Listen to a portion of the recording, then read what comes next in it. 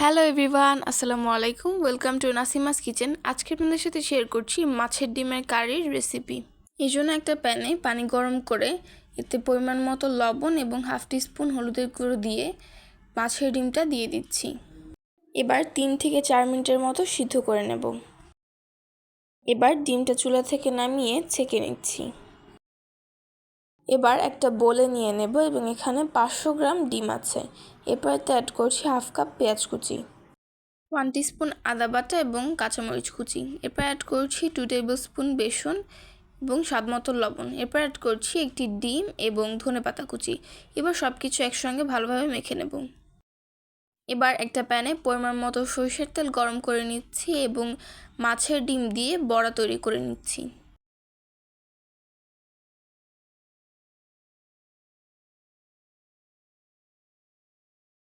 উল্টে পাল্টে বড়াগুলো ভেজে নিচ্ছি। বড়াগুলো ভাজা হয়ে গেলে তেল থেকে উঠিয়ে নিচ্ছি। সেম প্রসেস ফলো করে আমি সবগুলো বড়া তৈরি করে নিয়েছি। এবার সেই তেলে অ্যাড করছি 1 কাপ আলু কুচি।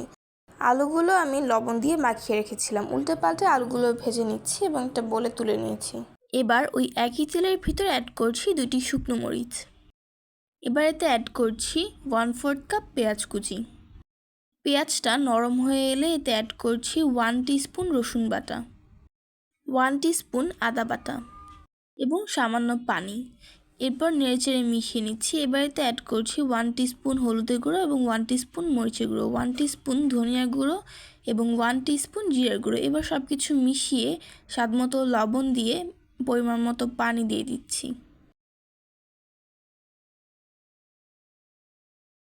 এবার অ্যাড করছি 2 টেবিলস্পুন টমেটো সস।